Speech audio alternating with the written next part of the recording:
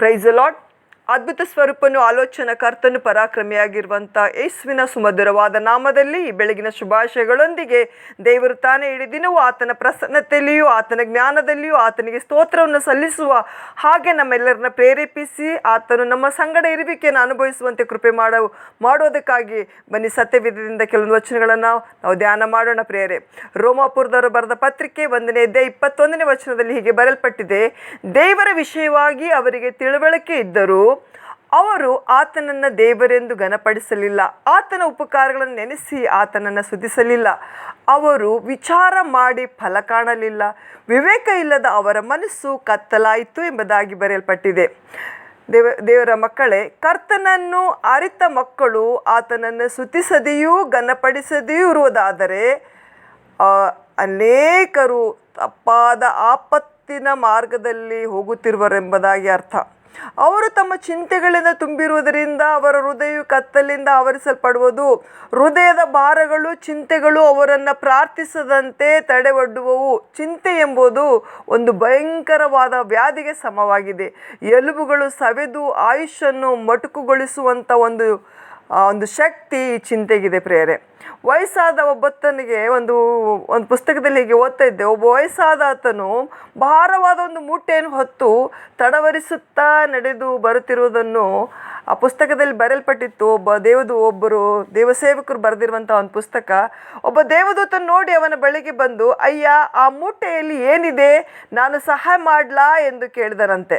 ಅದಕ್ಕೆ ಅವನು ದುಃಖದಿಂದ, ಅಯ್ಯ, ಅದು ನನ್ನ ನಿನ್ನೆಯ ಚಿಂತೆಗಳು ಮಾತ್ರವಲ್ಲ, ನಾಳೆಯ ದಿನದಲ್ಲಿ ನಿರೀಕ್ಷಿಸುವ ಭಯಗಳೂ ಇದೆ ಎಂಬುದಾಗಿ ಹೇಳಿದನಂತೆ. ದೇವದೂತನು ಮೂಟೆಯನ್ನು ಬಿಚ್ಚಿ ನೋಡಲು ಅದರೊಳಗೆ ಏನೂ ಇಲ್ಲ. ಆಗ ದೇವದೂತನು ಆ ತಾತನಿಗೆ ಹೇಳಿದನಂತೆ, ಗೆಳೆಯನೇ, ನಿನ್ನೆಯ ದಿನ ಕಳೆದು ಹೋಯಿತು, ನಾಳೆಯ ದಿನ ಇನ್ನೂ ಬಂದಿಲ್ಲ. ಇಂದಿನ ದಿನಕ್ಕಾಗಿ ನೀನು ದೇವರನ್ನ ಸ್ತುತಿಸುವೆ, ಆದರೆ ನಾಳೆಯ ಭಯ ನಿನ್ನನ್ನು ಕಾಡುವುದಿಲ್ಲ ಎಂಬುದಾಗಿ ತಿಳಿಸಿದನು. ಪ್ರಿಯ ದೇವರ ಮಕ್ಕಳೇ, ಅದರಿಂದಲೇ ಕರ್ತನು ಯೇಸುಸ್ವಾಮಿಯು ಭೂಮಿ ಮೇಲಿದ್ದಾಗ ತನ್ನ ಶಿಷ್ಯರಿಗೆ ಹೇಳಿದನು, ನಮ್ಮ ಪ್ರಾಣಧಾರಣೆಗೆ ಏನು ಊಟ ಮಾಡಬೇಕು, ಏನು ಕುಡಿಯಬೇಕು, ನನ್ನ ದೇಹ ರಕ್ಷಣೆಗೆ ಏನು ಹೊದ್ದುಕೊಳ್ಳಬೇಕು ಎಂದು ಚಿಂತೆ ಮಾಡಬೇಡ್ರಿ.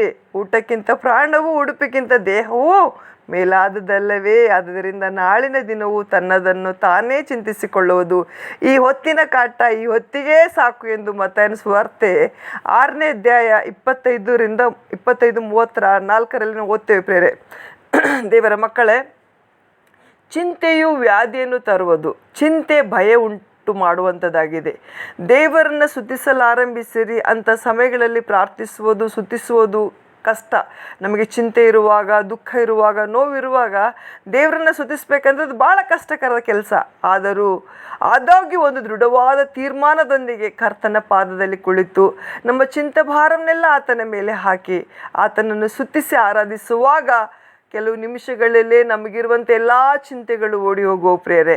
ಈ ದೇವರ ವಾಕ್ಯವನ್ನು ಧ್ಯಾನಿಸ್ತಿರುವಂಥ ನಾನು ಕೂಡ ಅನೇಕ ಸಾರಿ ಈ ರೀತಿಯಾದಂಥ ಚಿಂತೆಗಳು ಬರುವಾಗ ದೇವರ ವಾಕ್ಯವನ್ನು, ಆತನ ವಾಗ್ದಾನಗಳನ್ನು ನೆನೆಸಿ ಆ ಚಿಂತೆ ಎಂಬುದು ನಮ್ಮಲ್ಲಿ ತಂಗಲಾರದ ಹಾಗೆ, ಆ ಚಿಂತೆ, ನಿನ್ನೆ ಇದ್ದಂಥ ನೋವು, ಸಂಜೆಗೆ ಬಂದಂಥ ವೇದನೆಯು ಬೆಳಗಿನ ಸಮಯದಲ್ಲಿ ಇಲ್ಲದಂತಾಗುವ ಹಾಗೆ ದೇವರ ವಾಗ್ದಾನಗಳು, ದೇವರು ಮಾಡುವಂಥ ಪ್ರತಿಯೊಂದು ಉಪಕಾರಗಳು, ದೇವರ ವಾಕ್ಯಗಳನ್ನು ನನ್ನನ್ನು ಬಲಗೊಳಿಸುತ್ತವೆ ಪ್ರೇರೆ. ಆದ್ದರಿಂದ ಈ ಬೆಳಗಿನ ಸಮಯದಲ್ಲಿ ನಮ್ಮನ್ನು ನಾವೇ ಬಲಪಡಿಸಿಕೊಳ್ಳೋಣ. ಚಿಂತೆಗಳಲ್ಲಿ, ದುಃಖಗಳಲ್ಲಿ ಅನೇಕ ಭಯಂಕರವಾದಂಥ ಹೋರಾಟಗಳು ಈ ಲೋಕದಲ್ಲಿ ನಮಗಿದೆ ಪ್ರೇರೆ.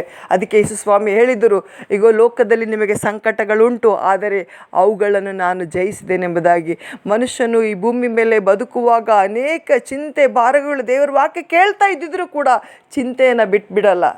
ಸಮಸ್ಯೆಗಳನ್ನು ದೇವರೇ ಹೇಗೆ ಇದರಿಂದ ಪರಿಹಾರ ಹೊಂದಬೇಕು ಎಂಬುದಾಗಿ ಅನೇಕ ಸಾರಿ ಪರಿತಪ್ಪಿಸ್ತಾ ಇರ್ತಾರೆ. ಆದರೆ ನಾವು ಚಿಂತೆ ಮಾಡೋದ್ರಿಂದ ಒಂದು ಮೊಳ ಉದ್ದು ಬೆಳೆಯೋಕ್ಕೂ ಆಗಲ್ಲ, ನಾವು ಕರ್ರಿಗಿದ್ದಿದ್ದು ಬಿಳಿ ಮಾಡೋಕ್ಕಾಗಲ್ಲ, ಬಿಳಿ ಇದ್ದಿದ್ದು ಕಪ್ಪಿಗೆ ಮಾಡೋಕ್ಕಾಗಲ್ಲ ಪ್ರಿಯರೇ. ಆದ್ದರಿಂದ ಚಿಂತೆ ಮಾಡಿ ಪ್ರಯೋಜನ ಇಲ್ಲ.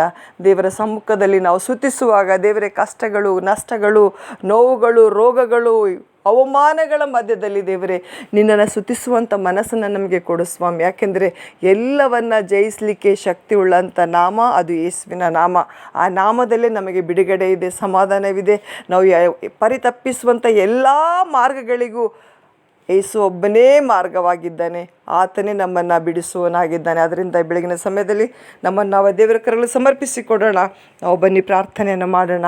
ಪರಿಶುದ್ಧನಾಗಿರುವಂಥ ಪರಲೋಕದ ತಂದೆಯಾದ ದೇವರೇ, ನಿಮ್ಮ ಚಿಂತೆ ಭಾರವೆಲ್ಲ ನನ್ನ ಮೇಲೆ ಹಾಕಿರಿ, ನಾನು ನಿಮಗೋಸ್ಕರವಾಗಿ ಚಿಂತಿಸುವೆನೆಂಬುದಾಗಿ ವಾಗ್ದಾನ ಮಾಡಿರುವಂಥ ಯೇಸುವಿನ ಸುಮಧುರವಾದ ನಾಮದಲ್ಲಿ ದೇವರೇ, ನನ್ನ ಸ್ವರವನ್ನು ಆಲಿಸುವಂಥ ಪ್ರತಿಯೊಂದು ಸಹೋದರ ಸಹೋದರಿಯ ಜೀವಿತದಲ್ಲಿರುವಂಥ ಎಲ್ಲ ಕಷ್ಟಗಳು, ನಿಂದೆಗಳು, ಅಪಮಾನಗಳು ಕರ್ತನೆ, ವ್ಯಾಧಿಗಳು ಸ್ವಾಮಿ, ಯೇಸುವಿನ ನಾಮದಲ್ಲಿ ಬಿಡುಗಡೆಗೊಳಿಸಿ ಕರ್ತನೆ, ಎಲ್ಲ ಕಾಲದಲ್ಲೂ ಸ್ವಾಮಿ ನಿಮ್ಮನ್ನು ಸ್ತುತಿಸುವಂಥ ಮನಸ್ಸನ್ನು ಪ್ರತಿಯೊಂದು ಮಕ್ಕಳಿಗೆ ಅನುಗ್ರಹಿಸಿ ಕರ್ತನೆ, ಸೈತಾನನ ಮೇಲೆ ಜಯವನ್ನು ಕರ್ತನೆ ಸಾಧಿಸುವ ಹಾಗೆ ನಿನ್ನ ಜ್ಞಾನದ ಆತ್ಮವನ್ನು ಕರ್ತನೆ, ಶಾಂತತೆಯ ಮನಸ್ಸನ್ನು ಸ್ವಾಮಿ ಪ್ರತಿಯೊಬ್ಬರಿಗೂ ಅನುಗ್ರಹಿಸಿ ಆಶೀರ್ವಾದ ಮಾಡಿ ಈ ದಿನವೂ ಪ್ರತಿಯೊಬ್ಬರ ಜೀವಿತದಲ್ಲಿ ಜಯಕರವಾಗಿ ನಡಿಲೆಂಬುದಾಗಿ ದೇವರೇ ನಿನ್ನಲ್ಲಿ ನಾನು ಪ್ರಾರ್ಥಿಸ್ತೇನೆ ಸ್ವಾಮಿ. ನಿನ್ನ ಹಾಗೆ ಪ್ರತಿಯೊಬ್ಬರನ್ನ ಬಲಪಡಿಸ್ತೆಂಬುದಾಗಿ ನಂಬುತ್ತಾ ಅಪ್ಪ, ನೀವು ನಮ್ಮ ಪ್ರಾರ್ಥನೆಯನ್ನು ಆಲಿಸಿದರೆ ಅದಕ್ಕಾಗಿ ಸ್ತೋತ್ರ. ಈ ಬೆಳಗಿನ ಸಮಯದಲ್ಲಿ ಯಾರು ಕೂಡ ಪರಿತಪ್ಪಿಸದಂತೆ ಅಪ್ಪ, ನಿನ್ನೆ ಇದ್ದಂಥ ದುಃಖವು ಮಾಯವಾಗಿ ಸಂತೋಷವು, ಪರಿಪೂರ್ಣವಾದಂಥ ಸಂತೋಷವು, ಯೆಹೋವನ ಆಶೀರ್ವಾದವು, ಭಾಗ್ಯದಾಯಕವಾದ ವ್ಯಸನವನ್ನು ಸೇರಿಸುವುದೆಂಬುದಾಗಿ ನಿಮ್ಮ ವಾಕ್ಯ ಹೇಳುತ್ತದೆ ಅಪ್ಪ. ಹಾಗೆ ಪ್ರತಿಯೊಂದು ಮಕ್ಕಳನ್ನು ಆಶೀರ್ವಾದ ಮಾಡಿ ನೀವೇ ಮಹಿಮೆ ಹೊಂದಿಕೊಳ್ಳಬೇಕಾಗಿ ಯೇಸುವಿನ ನಾಮದಲ್ಲಿ ಪ್ರಾರ್ಥಿಸಿ ಬೇಡಿ ಹೊಂದಿದ್ದೇವೆ ಜೀವವುಳ್ಳ ತಂದೆಯೇ, ಆಮೇನ್.